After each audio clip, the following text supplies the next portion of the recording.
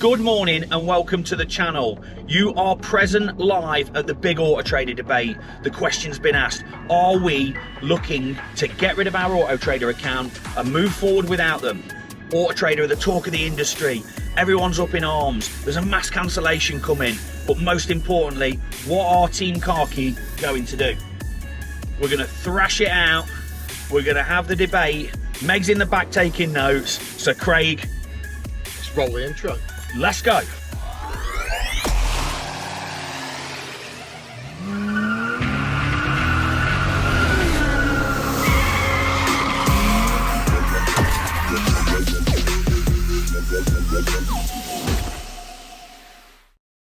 So, let's get going. What's happened? I have 1 week off. I come back and the entire trade melts down. Is this because I've been on holiday? I think so. But then the number of holidays you've had this year, wow, the trade will have melted down about 47 We'll go times. into that on a different subject. I did the rotors yesterday. But anyway, we ain't got time to talk about rotors. Okay, so this is live. This is all happening in real time. At the minute, there is a movement in the industry and in the motor trade against Autotrader, the biggest advertising platform that the industry has and has ever had. To put some context behind why everybody is up in arms, every year Autotrader increase their prices by 8%. It's been a real bugbear of dealers across the country for years now. They always say that they don't know what they're going to do though, but the same thing always happens. Yeah, 8% in April. Okay, now every year they come up with new products and services, we believe, so that they can justify an unjustifiable price increase. Now, Autotrader is a publicly traded company with shareholders, and shareholders, publicly traded companies, need to grow. They have to have growth. That's all it's about, is growing every year. And one thing that Autotrader seem to do, which is perhaps the easy option, is keep squeezing the dealers for more and more and more and more money. Yeah. I've always wondered what it would be like to run a business without Autotrader. Well, that's it. There's two sides to this conversation, really, isn't there? Yes. Because there's what's happening in the trade. Yes. And there's what's happening with us, which is something we have touched on in a few previous videos. Like you said, can we survive without Autotrader was a bullet point we made probably 12 months ago. Well, when we and to this point haven't really done anything about it. Well, when we launched the Lateral YouTube channel, one of the reasons that we did it is that we talked about the ever increasing costs of the advertising platforms that we advertise on, predominantly one advertising platform, and we wanted to find new and unique ways to reach our customers and to promote the business. Yeah. Conventional and extremely expensive marketing channels we've relied upon over the last 8 years or so are becoming exponentially more expensive and less effective. And it wasn't just about YouTube, you're right. We talked about leveraging social media to start marketing our cars, pushing our products, and doing things differently. And since then, let's be honest, there's been lots and lots and lots that's happened in the business. We've done lots. This is one area we've not really looked into though. Out of all those things we highlighted, most of those boxes we have ticked over the last 12 months. Yes. Again, I'll just take a moment to say, our Autotrader rep, you're amazing. I'm not going to name you by name, you're brilliant. There's lots of brilliant people in Autotrader. So this decision is nothing personal. This is purely about what is best, selfishly. And growing our business. And growing our business. Want to say to all those people who are trying to affect change in the industry by putting a protest vote in, cancelling your contracts, reducing your packaging and stuff, got our full support. Proud of you, you know, and actually brave move. And I genuinely hope that the action that you take out results in change in Autotrader. They perhaps think more about some of the decisions that they're making, and perhaps they question their annual price rise, which ultimately has a detrimental effect on the dealers. From what I've been reading as well, I think the biggest thing for the dealers is it's not necessarily the price rise. It's not necessarily this deal builder thing that has been the cherry on the cake that's burst the camel's back, if that's the same. Say what? It's the fact that they don't talk and they don't communicate well, and they just make decisions that they think are the best thing for our trade and then implement them without any consultation or but very little. and then just march ahead and say, this is how it is now, get on board or get lost. Can I just quickly say this? Sorry, just to interrupt you here. So last night, it was a bit weird. Last night, I asked Craig what his opinion was on this. This is live and real time, this conversation now. I don't know what Craig is going to say. I've not made a firm decision what we're going to do as a business. Whatever comes out of this conversation right now, this is it, is going to lead us down a path of where we go moving forwards. I'm sorry, carry on. That's fine. So, reason we brought Meg this morning is Meg is going to be like my facts and figures. Do you want to whip out the older computer?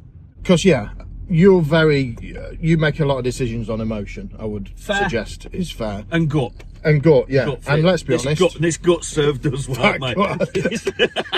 Slightly worried if I carry on trying to lose weight that if the gut goes, decisions might go. Exactly. Because they've done as well so far. However, to put a different view on it, I thought let's look at the facts. We've asked for match data before. Yeah. And off the back of our video on Sunday, very helpfully last night, our Autotrader rep sent me a massive breakdown of where leads and inquiries, and how many cars we've sold, and the data to suggest how much business we've done off the back of Autotrader. Having asked one of our other advertising partners before to give us the match data versus Autotrader on the same month giving us the match data, they were both, there was an overlap of about 40% of the deals where they were both claiming the deal. Yeah. There's a very, very important reason why Craig is driving today and I'm not. As you can already see, when I communicate and talk, I'm very hand-based. There's been some feedback about the lack of safety of me driving a vehicle while we're doing these chats. So I've taken your comments on board. And Captain Safe here, who has Mexican standoffs on bridges and just insists people move over, is doing the driving. Again, I want to give some context to why we're here and what's kind of brought us to this point today. So Car Key was set up in 2017. Oh jeez, where are we going? I'm just gonna have to quickly do it whilst doing the data. Off the back of a previous business I ran, which went under. About 6 months before the end of the business, I left. I was unhappy with how things were going. Financially, the business was not being ran in a way that I was comfortable or happy with, and I made the decision to leave. Autotrader's account was in perfect health at the point I left the business, and a further 6 months later, setting up Car Key, attempting to get an Autotrader account, I was met with a hard no. Not just a no, a hard no. It was explained to me that the debts of a business that I'd left, was no longer a director of, or had anything to do with, its debts were my problem. And if I didn't settle the £30,000 that they owed Autotrader, they simply would not let me advertise on their platform. At the time, I was understandably very disappointed. And talking to my wife, she said quite succinctly, Autotrader, you're good enough at this job to run a business and make a success of a business without using their advertising platform. But at that point, it's always stuck in my head that, Jamie, you can go and run a business without Autotrader and you can make a success of it. You know, maybe that now is swimming around my head. It's come back. Maybe it's been tucked away for so long, and frustrations that I've felt and we feel as a business with Autotrader, it's just all got together and it's ready to go. I think the thing with Autotrader is it always has generated results for us. Yes. The cost of those results is huge. Yes. But we've always justified it by saying, well, we've spent this, but it's generated this, so we have to keep doing it. Yes. And the laziness, I would suggest, has meant that we've just accepted it, held his hands up and just gone with it. So you are potentially at this point going down an angle of, let's look at just divvying up the spend. Yeah. Still keep a chunk of the spend with Autotrader, but move a chunk of it elsewhere. Yeah. Whereas I'm ready to just literally hit the nuke button and nuke the account to see what happens. And also, let's not forget, Autotrader does have other benefits other than somewhere to advertise our cars. We've seen in the auction videos, when you research cars, it's a big part of how you decide where you're going to place a car in the market. This is where I love the debate, because this is where I'm going to counter straight away. Okay, so yes, you're right. We price check cars to Autotrader.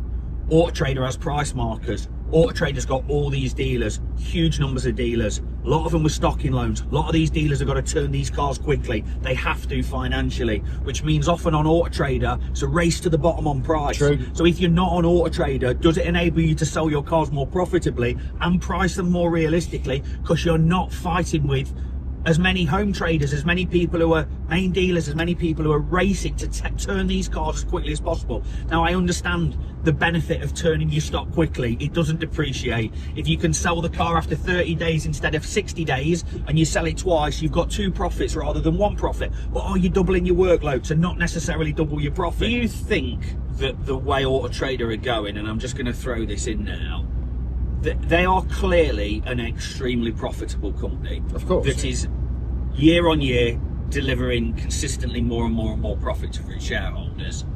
Somebody put a comment on our YouTube and it seems to have disappeared, and I don't know why or how, and I started reading it.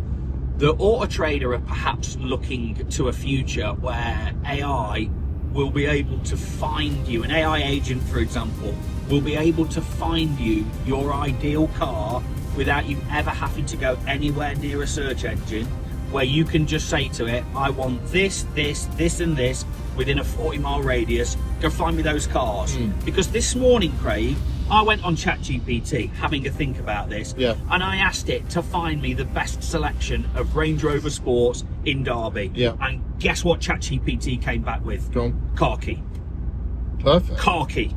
We got 20 Range Rover Sports in stock at the minute, and I asked it, slightly loaded question, best selection in Derby, and it chucked back, of its results, over 50% of its results and answers were to our business. So, well, I suppose this brings up another question, because the more AI takes over, and exactly right, are people going to go to Autotrader to use their AI, or are they just going to use the AI that they use? And if they're just using the AI that they use, that AI will scan the entire internet, not just Autotrade. And that AI knows that person. Every single bit of data that you are feeding into ChatGPT at the minute, it knows you probably better than you know yourself. So are Autotrader aware that at some point people aren't necessarily just going to go on a search engine they and could search? Become redundant. So that they are changing the way they do things. They are now going to feed you these qualified leads, that they're going to get this customer on a journey, that they're now asking for customer details. I went on Autotrader this morning to look at a Porsche Cayman we've got for stock, to see about sending an email to us. Okay, it said reserve or call. I'm like, it's 4:30 in the morning. Yes, I got up at 4 this morning, was hyped for this conversation. So let's just touch on this is Autotrader's latest product, which is Deal Builder, which is what's pissed everyone off. Yeah, a lot of people. I went on Autotrader to look at, found one of our cars, and I wanted to, I'm looking at this camera for some reason, and I went on one of our cars and I went to send an email, and it just said either reserve or phone. So I clicked reserve. And if you actually read what happens, Autotrader take a £99 reserve. They don't even take the money out of your bank. They do that thing at petrol stations, and they even mention this is what happens at petrol stations. They take a hypothetical. They check you've got the amount. They take a hypothetical £99 payment and never process the deposit. And it just says in clear letters, lock this car down, so essentially no one else can buy it, with a mythical £99. And then it's got a little disclaimer saying, like, not all customers, not all cars will be available to reserve. So this brings me on to my thoughts on this new Deal Builder and how it's going to affect us. Which is ultimately probably the main driving force behind my final decision, which we'll come on to. But Autotrader, if a customer did decide to reserve at that point, they have to give them a load of information, which a lot of people are not going to want to do. So at that point, I think a percentage of customers will think, sod Autotrader, if I can't find the information I need, I'm going to go to a different platform. But let me just tell you this, right? You're saying you don't want to enter all your information. I went to send an email. I had to log in. That's what I mean. I had to log in. That's what I'm saying. To not even reserve a car. No, I know, To just send an email. They want everything now. So that's going to mean, for me, leads are going to drop. And people are saying leads are dropping. We've got a friend who's got a dealership whose customer base is predominantly the Grey Pound, the Wrinklies. Okay? His inquiries have collapsed. Now, I've seen Autotrader's argument to that is, yes, they may drop, however, the quality of the ones you do get will be better. So you'll convert more. But just let us deal them. Yeah. We can deal the shit leads. We're the Trust me, salesmen. we can deal the gash leads. Don't sit there and say we're just going to feed you better leads that'll save you more time. We're cool. We're happy to take the time sifting through the messes because we can convert messes, man. We can convert the messes. So don't just feed us the hot leads and not the wishy-washy leads. How do you know what's a hot lead? Because you're using AI and data to tell you what this hot lead is. I don't swallow it, man. You're giving us products and services we've not asked for and we don't want, man. We just want leads. But again, this is where it gets worse for me. Oh.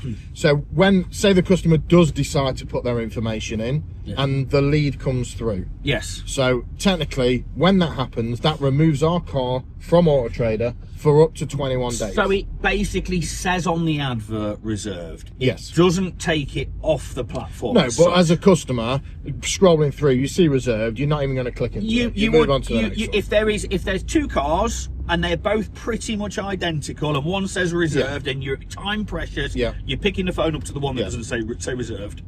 Now, if there's still a button to press the phone, you just because that might get taken off. So that for me is a problem because we know what customers are like. They may be looking at 10 cars, and if they've got a few quid, they might think, do you know what, I'll reserve all 10 because I want to take my time and find out which one's best for me. People don't like talking on the phone much these days, so we might not speak to that customer for 5-10 days. At what point do we decide, if we've not had any contact from the customer, to make it unreserved and available again, which then has a knock-on effect that I'll come on to. But Autotrader's argument is, oh, well, you can just, as soon as that gets reserved, if you want, you can unreserve it. But that's another bit of admin we've got. Seems faff to me, man. Faff. And also, we have a DMS system that deals with all our leads and inquiries and enables me to manage the team, to manage their leads and sell cars. This won't integrate with that. So I've now got to have dealer portal open on another screen and keep an eye on what's happening, because if someone reserves through our website and someone tries to reserve through dealer kit at the same time, deal builder, who gets it? And just going back to the admin, because we don't like admin. We're fairly lazy inherently as salespeople. And maybe this is one of the reasons why Autotrader has done so well, because actually it makes it easy for you to get leads, but you just have to pay a big price for it. But I got an email again from Autotrader to say, these cars have had deals accepted or not. Can you go into the system and cancel the deals off that are happening? And you what? No. You're giving me admin? Now, look, let's not go into an Autotrader rant here, because we could talk about how the communication's been awful, that it's not been rolled out. Team members, like I had to ask for, how does this work? They've not communicated it particularly well. They're doing another emergency podcast tomorrow. Again, not a cynic, but it was going to be about something FCA related. And the post was, we're hearing you. Open, honest chat. No bull. No smoke, no mirrors. Let's have the chat. And it also seems to take place just as everyone's suggested they might hand the notice in. So, Meg, first of all, I'd like to know where our leads have come from. So, leads into the business.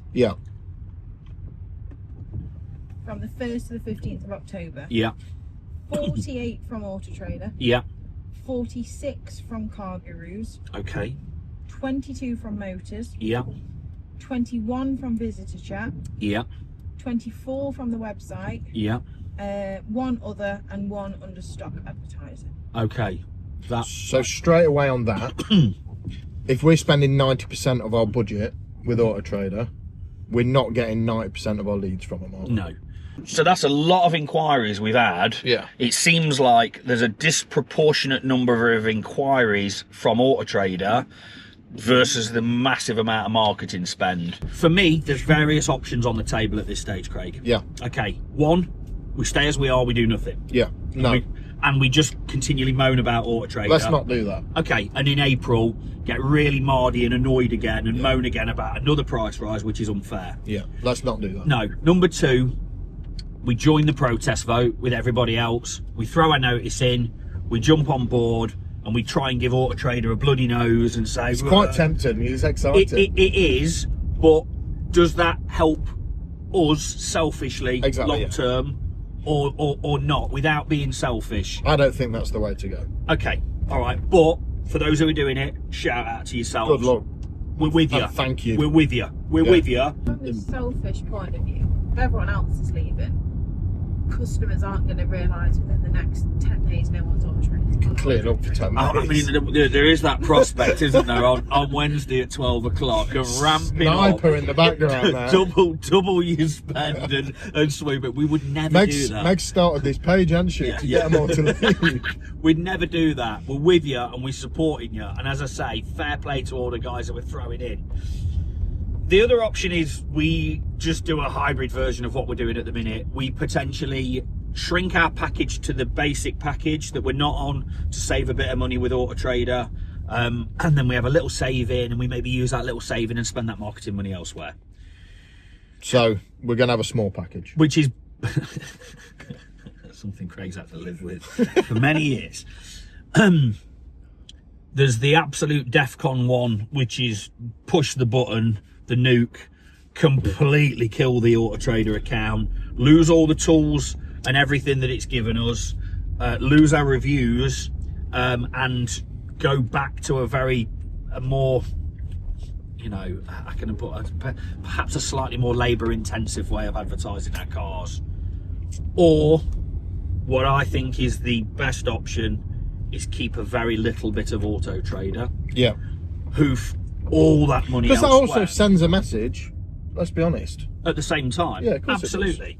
Because they do need to know. Yeah. And they've pushed the luck, haven't they? If they're watching this, they do need to understand that 8% price rise every year is an utter piss take. It's an utter piss take. Yeah. There's no dressing it up or oh, we're delivering extra value for the customer. No, it's a piss take. You are mugging off motor dealers across the country every year with your 8% price raise. I've said it. Got a lot of time for you, a lot of love for you. You do deliver results. You have helped us become a profitable business. Would we be more profitable if we hadn't done it with them? Yeah. We'll never know. And now for me, it's the opportunity and the time to do it. And I've never felt so passionate about having a go, rolling the dice and seeing if we can do it. Because I'm going to just equally say this. I don't know of any dealer that I know that I trust enough to be completely honest with me, who in recent years has left Autotrader with a similar sized account as ours and made a success of it, who I could pick the phone up to now and say, how have you got on? How have you found it? Yeah. What's happened? What were your challenges? What worked well? Are you making more money? There's no one to ask. So do you know what, Craig? We just need to do it ourselves. But this is where Autotrader has put everybody. It's put all us dealers in a position of fear of cancelling our deals. I know. We're all scared to not have Autotrader. The fear's gone. I feel We're like not being bullied anymore. I feel like not having it. I feel like Truman Burbank in the Truman Show. He wanted to leave. He wanted to leave Autotrader, and at every turn, I've been getting message. Here's the data. Here's the facts. Don't leave. Post on social media. Chris Penny, shout out. Great guy, but genuinely, boys, don't leave. He don't even work for him anymore. Yeah. Who do you? Who do you not? He's still mind washed. He's just, and I'm there like that. One of us. Truman Burbank, good afternoon, good evening, and good night. You've seen the film, mate. He wanted to leave, and they wouldn't let him, and he broke through. Look what happened at the end. What did it? He left. The Truman Show, he walked out. By a train. I know, he left. And everything was brilliant and amazing. And until we try it, we're never, ever, ever going to know. So this is Operation Truman. This is Operation Truman, man. This is Operation Truman. Stay tuned. We've not made a firm decision yet. This video's going out tonight. Tomorrow we'll be recording live from AM Live. And then Thursday, Craig, we're going to meet Chops for the Chops Challenge. Oh, the Chopper Challenge. We've got a couple of hours to go and meet him in Gloucester. I think Thursday we document the journey. And then I think Friday's decision time, and we push the button on whatever we're going to do. Push the button. So, are you saying there's going to be a lot of content going out this week? Oh, I'm excited. Are you in the editing suite? Yeah, that's all I'm doing this week. Okay, so listen, you've heard it here first. Plans are afoot. Operation Truman is on. Stay tuned. Hit the subscribe button. Put some comments below, And we'll see you next time. Come on.